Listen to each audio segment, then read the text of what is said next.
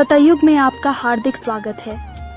मैं सतयुग की राजकुमारी आज आपके सामने हमारे स्वर्णिम राज्य की सुंदरता और अलौकिकता का सजीव चित्र प्रस्तुत करने जा रही हूँ।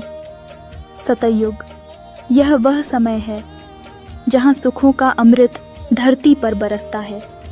पहाड़ों की जड़ी बूटियों से होते हुए पवित्र नदियाँ राज्य में आती है। नदी का जल प्राकृतिक सुगंध से युक्त होता है। इन औषधीय गुणों से परिपूर्ण जल के सेवन करने मात्र से शरीर में ताजगी और ऊर्जा का संचार होता है। सतयुग में खजानों के भंडार असीमित हैं। सोने, चांदी और रत्नों की कोई कमी नहीं है। राजमहलों की दीवारें सोने की ईंटों से निर्मित होती हैं, जिनमें हीरे और मोती जड़े होते हैं। यह हीरे ही भिन्न भिन्न कलर के बल्ब का काम करते हैं। दीवारों में लगे विशेष प्रकार के धातु और हीरे रोशनी को रिफ्लेक्ट करती है, जिससे एक ही मोमबत्ती से सारा महल जगमगा जाता है। हमारे राज्य की प्रजा के महल भी चांदी से निर्मित होते हैं और सेवकों के महल संगमरमर के बने होते हैं। यहाँ हर दिशा में प्रेम और अहिंसा का वास है, और यह अहिंसा केवल शारीरिक स्तर तक सीमित नहीं, बल्कि मानसिक और आत्मिक स्तर पर भी है। हर जीव के प्रति करुणा और आदर का भाव हमारे राज्य के लोगों का आदर्श है। यहाँ के रिश्ते आत्मिक होते हैं। पति पत्नी के बीच का प्रेम रूहानी और पवित्र होता है। मुख के बोल का प्यार है। आत्मिक मिलन की मधुर दृष्टि में ही प्रेम अभिव्यक्ति होती है। यहाँ शारीरिक आकर्षण का कोई अस्तित्व नहीं है। बच्चे भी आत्मिक योग शक्ति से जन्म लेते हैं, इसलिए हर व्यक्ति शारीरिक और मानसिक रूप से पूर्ण स्वस्थ होते हैं। सतयुग में ना सजाओं वाला जेल, न गर्भ जेल है। यहाँ पाप ही नहीं होता, क्योंकि विकार ही नहीं है। बच्चों का जीवन आरंभ से ही अपने माता पिता की तरह पवित्रता और दिव्यता से ओतप्रोत होता है। बच्चे स्वभाव से ही शांत और विनम्र होते हैं। उनमें बाल चंचलता नहीं होती, बल्कि वे रूहानी प्रकाश से परिपूर्ण होते हैं। सतयुग में श्रृंगार की बात करूं तो हमारे आभूषण रुई के समान हल्के भिन्न भिन्न प्रकार के ताज और गहने होते हैं। रंग बिरंगे हीरे से जड़ित मुकुट कलरफुल रोशनी बिखेरने वाले होते हैं। लेकिन यहाँ सबके चेहरे पर नेचुरल ब्यूटी होती है। आर्टिफिशियल श्रृंगार की जरूरत नहीं पड़ती है। सतयुग के भोजन के बारे में बताऊं तो मुख्य आहार रसदार और स्वादिष्ट फल होते हैं। ये फल इतने पौष्टिक और तृप्ति करने वाले होते हैं कि उनके सेवन से न केवल शरीर बल्कि आत्मा भी पूर्ण रूप से संतुष्ट हो जाती है।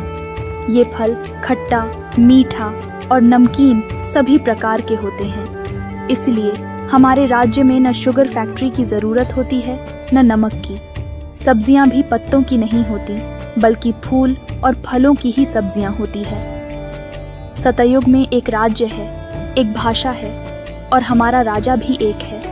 यहाँ प्रजा का प्रजा पर राज्य नहीं होता, इसलिए न कोई मतभेद है, न कोई विवाद। राजा और प्रजा सब एक परिवार की तरह होते हैं, और राजा सबके दिलों में सम्मानीय होते हैं। सतयुग में राजा 16 कला संपन्न और संपूर्ण होते हैं, इसलिए उन्हें किसी साधु, सन्यासी और मंत्री की सलाह की जरूरत नहीं पड़ती। और सतयुग में कोई साधु, सन्यासी, मंत्री भी नहीं होते हैं। यहाँ हर किसी के चेहरे पर एक प्यारी मुस्कान खिली रहती है, क्योंकि हर मानव का हृदय निर्मल जल के समान पवित्र और आत्मिक संतुष्टि से भरा होता है। सतयुग में उठने का समय सवेरे जल्दी का ही होता है, लेकिन थके हुए नहीं होते, क्योंकि न हार्ड वर्क है, न बुद्धि का वर्क है, न कोई बोझ है। इसलिए जागना और सोना समान है। यहाँ टेप या अलार्म से नहीं उठते हैं, बल्कि नेचुरल पंछियों की आवाज के साथ से ही नींद खुल जाती है। शारीरिक स्वास्थ्य की बात करूं तो सतयुग में हर व्यक्ति ऊर्जा से भरा हुआ अपने शरीर में निरंतर एक अद्भुत स्फूर्ति महसूस करता है। आत्मा और शरीर दोनों पवित्र होने से अंग अंग में खुशबू होती है। सभी लोगों के अंग परफेक्ट होते हैं। कोई लूले लंगड़े टेढ़े बाके नहीं होते। अकाले मृत्यु जैसी कोई चीज का हमारे सतयुग में अस्तित्व नहीं है। शरीर छोड़ने तक शरीर युवा बना रहता है, कभी बुढ़ापा नहीं आता। जब हमारी आयु पूरी हो जाती, तब हम अपने शरीर को छोड़ने का निर्णय स्वयं लेते हैं।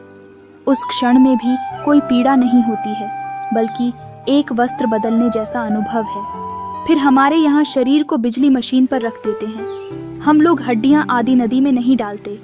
शरीर से लगाव न होने के कारण न कोई दुख मनाते न कोई रोते हैं, क्योंकि यहाँ हर कोई नेचुरल आत्मिक स्वरूप में जीवन जीते हैं। अब सतयुग के मौसम के बारे में बताती हूँ। सतयुग में पांचों तत्व भी सतो प्रधान होते हैं। मौसम 4 ही प्रकार के होते हैं, लेकिन न कभी अत्यधिक गर्मी न कभी अत्यधिक सर्दी पड़ता है।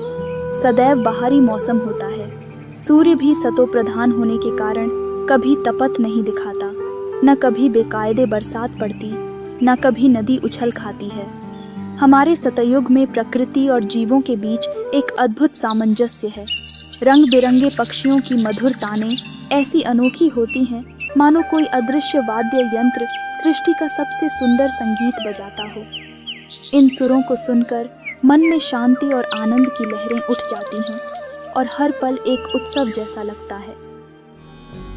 सतयुग में यात्रा के साधन पुष्पक विमान हैं। महलों के अंदर विभिन्न आकृति के विमानों की लाइन लगी होती है। विमान फुल एक्सीडेंट प्रूफ होते हैं और इनका संचालन इतना सरल है कि 5 साल का बच्चा भी इन्हें चला सकते हैं।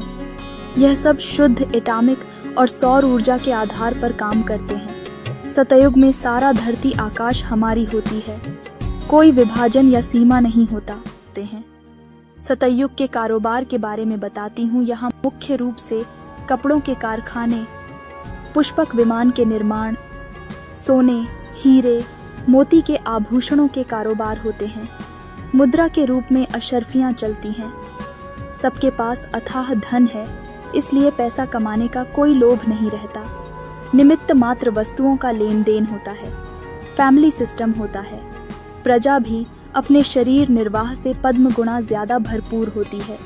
इसलिए मैं ग्राहक हूँ, यह मालिक है। यह भाव नहीं रहता।